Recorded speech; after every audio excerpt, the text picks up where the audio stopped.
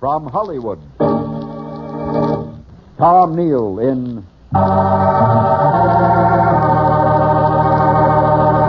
The Unexpected. The Unexpected. The Unexpected.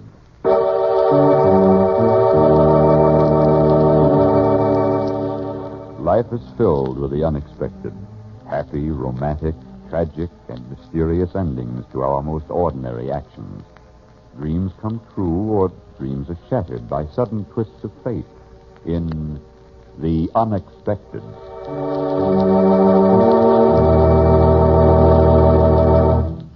Who knows what drama may happen tomorrow, or an hour from now, or in just a moment? Who knows what destiny has in store for the lady down the street, the fellow at the next desk, or you, yourself? Who knows? Listen for just a moment for The Unexpected.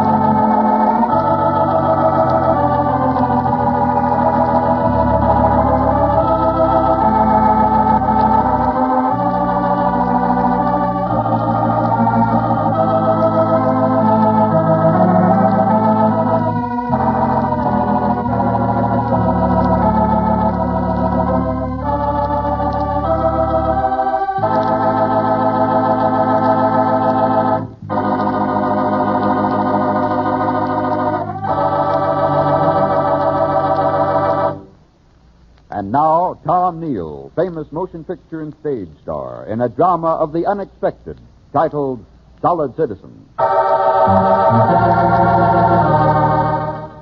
was smiling as I walked down Grove Street, saying to myself, well, Larry Price, you're a solid citizen at last with a good job and a wonderful girl who's going to marry you and a future. Yeah, a future instead of a past. Because that's all over now. All over and forgotten. Then I stopped walking for a moment and felt cold. It was 90 in the shade, but I felt cold. Hello, Mr. Price. What? Oh, hello. Mind if I walk along with you? Free country. Yeah, that's what they say in books. But it ain't always free. Not for some guys, if you know what I mean. No, I don't. Don't you? Who are you, anyway? Steve. You remember me, Mr. Price? Steve. I don't believe so. Funny, I remember you so well. Where? I think it was a cell across from mine. Yeah, you had the cell across from mine. What is it you want? Nothing. What do you want, Mr. Price? I don't get you. Well, there's a lot of things you might want. Maybe you want to keep that job you've got down at the filling station. I hear Mr. Arnold is figuring on expanding, setting up another station for you to manage. Maybe you'd want to do that. And then there's that pretty little blonde number. What's her name, Helen? Keep her out of this. But you might want to marry Helen. I've heard it's on the schedule.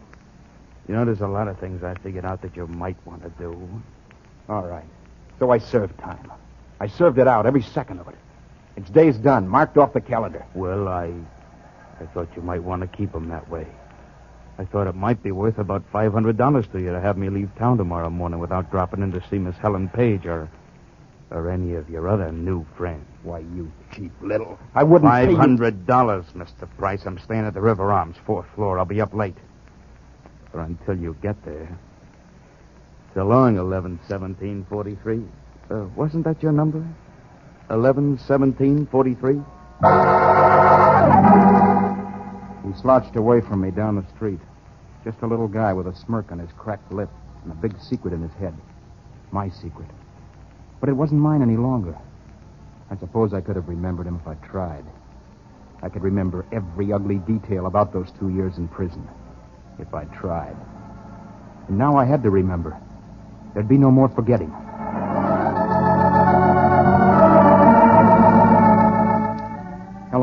too. There wasn't anything I could do about that. Helen would be told, but not by Steve. I'd tell her. No matter how it would tear at her heart, I'd have to tell her. And soon. Very soon. What's the matter, darling? Why the frightened look? Does marriage scare you? You can still back out if you want to. Helen, I want to marry you even more than I want to go on living. Well, what is it then? Some deep, dark secret from your past come back to haunt you? In a way. Oh? Was she blonde or a brunette? Helen, there's something you should know. I won't let you talk about it now. Everybody has secrets, Larry. They're fun and interesting, but not very important. Let's keep our secrets. All right. If that's the way you want it. Sure, Larry. Come on now, cheer up. And think about the future, darling. And us.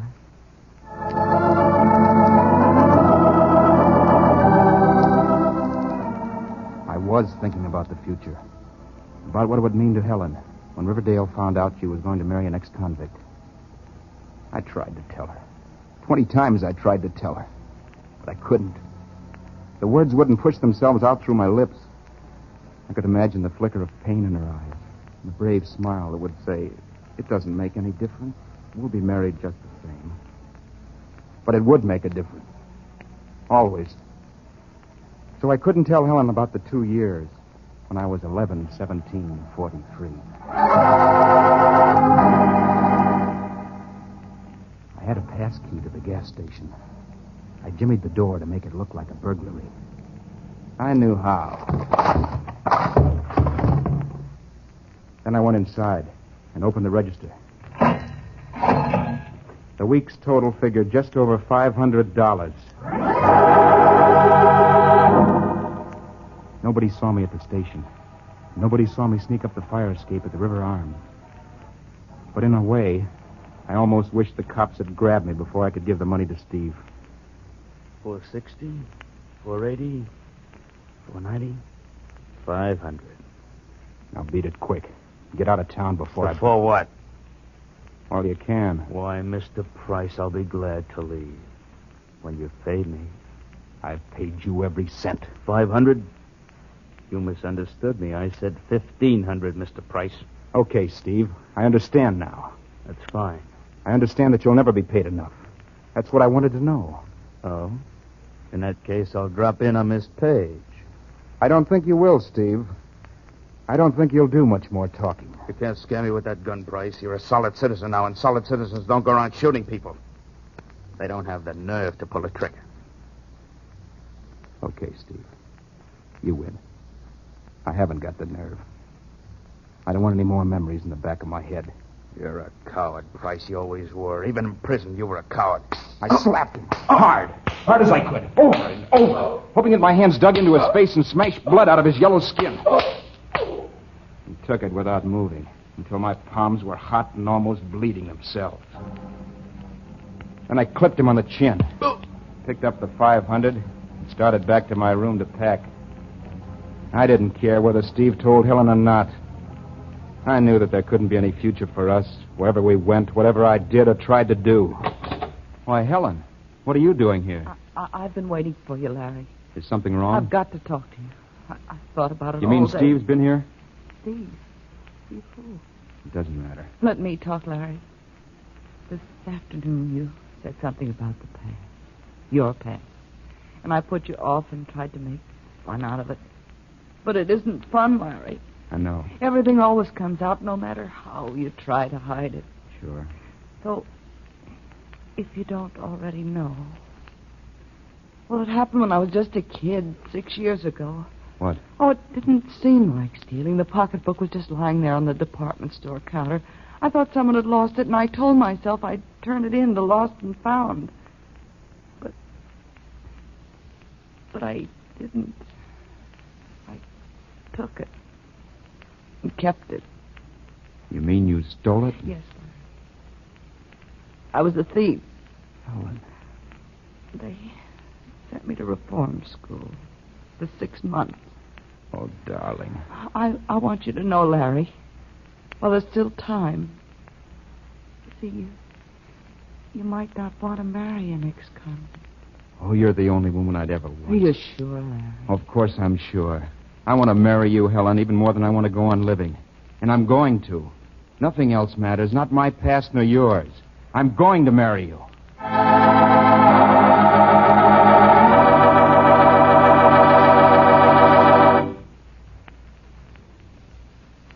You think the story is over, don't you? But wait. Fate takes a hand. Wait for the unexpected.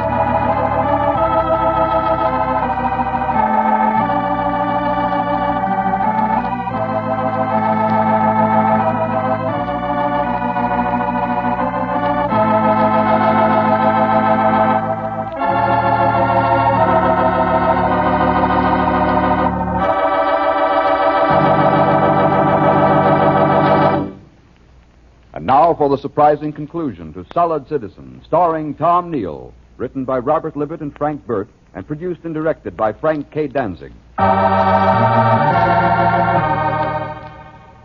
Helen and I took the money back to the filling station. Mr. Arnold was there, and I told him the whole story. He just smiled and said the new station would be ready for me to manage when we came back from our honeymoon. Some people are pretty wonderful. And Helen, well, she's the most wonderful of all. After we were married, we never talked about that night. Never. Except once. It was on our first anniversary, just a year later. Larry, Yes, darling? what are you thinking about? Oh, nothing really. Just the past. Our past. It doesn't bother me anymore. It seems kind of unreal and long ago. I remember, too, Larry. And I get a little sick feeling down deep inside whenever I think about those awful months in Ashford. Ashford? Yes, at the reform school. Helen, there was no reform school in Ashford 6 years ago. What? They built it after I got out of prison, I remember. But Larry, Why did you lie to me, Helen? Why? All right, Larry, I never stole any money. I never was in reform school. But that day, last year, yes, Steve did talk to me. He wanted money from me, too. So I knew your secret. And I knew you'd never tell me. I couldn't let you run away, Larry, back to your old life. I love you too much. So I lied and gave myself a past that'd fit into yours. I wanted to share your life, Larry, all of it. Don't you understand? I understand. I didn't want to build our marriage on a lie, but I had no choice. Some lies are better than the truth, Helen. Sometimes a man needs a woman's lies to make him think he's bigger than he is. To make him the man he wants to be. To make him think he's really worth loving. For always.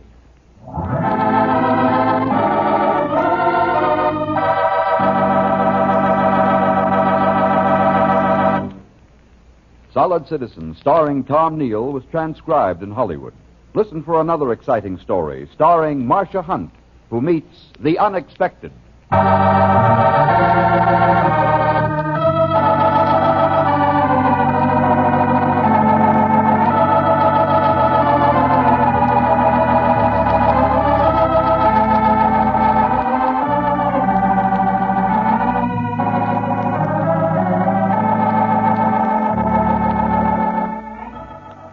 This is a Hamilton Whitney radio production, produced under the supervision of Alvin C. Gershenson.